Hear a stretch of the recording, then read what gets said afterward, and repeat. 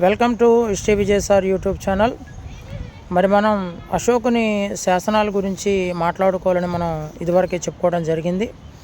అయితే ఈ అశోకుని శాసనాలకు సంబంధించి 181 శాసనాలు భారత ఉపఖండంలో 47 ప్రాంతాల్లో లభించడం జరిగింది. ఈ శాసనాలు 4 లిపులలోనూ 3 భాషల్లోనూ వేయించడం అనేటువంటిది జరిగింది. అయితే మిత్రులారా, మరి ఈ వీడియో ద్వారా మనం చర్చించుకోవటటువంటి శాసనం ఏమిటంటే బబ్రు శిలాశాసనం, వెస్ట్ బెంగాల్. మరి ఇది వాస్తవానికి ఈ శిలాశాసనాన్ని మరింత ఇదిగా చెప్పాలంటే బబ్రు భైరత్ శిలాశాసనం అంటారు. అంటే ఇది రాజస్థాన్లో ఉన్నటువంటి భైరత్ అనేటువంటి ప్రాంతంలో లభించింది. మరి దీనిని వెస్ట్ బెంగాల్లోని బబ్రు అనేటువంటి ప్రాంతానికి తర్వాత తరలించడం జరిగింది. కాబట్టి దీన్ని బబ్రు శిలాశాసనం అనేటువంటి పేరుతో చెప్తారు. అశోకుడు వేసినటువంటి శాసనాలన్నీ మనకి శిలాశాసనాలుగానే తెలుస్తున్నాయి. అయితే ఈ బబ్రు శిలాశాసనం ఏదైతే ఉందో ఈ శిలాశాసనంలో అశోకుడు బౌద్ధ మతం పట్ల తనకున్నటువంటి అభిమానాన్ని చాటుకోవడం జరిగింది.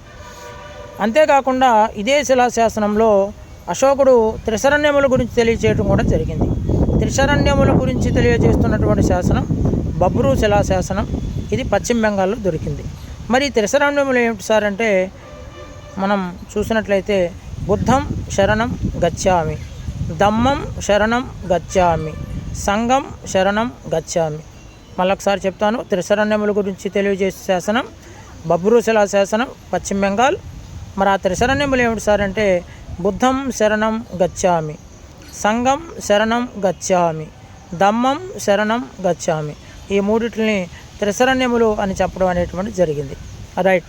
ఇక అశోకుని శిలాశాసనాల్లో మనం తదుపరి చర్చించవలసినటువంటివి ఆయన యొక్క 14 శిలాశాసనాలు. ఇవి చాలా చాలా కీలకమైనవి. ప్రతి ఎగ్జామ్లోనూ 14 శిలాశాసనాల మీద ఎక్కడో అక్కడ క్వశ్చన్ అడగడం అనేటువంటి జరుగుతుంది.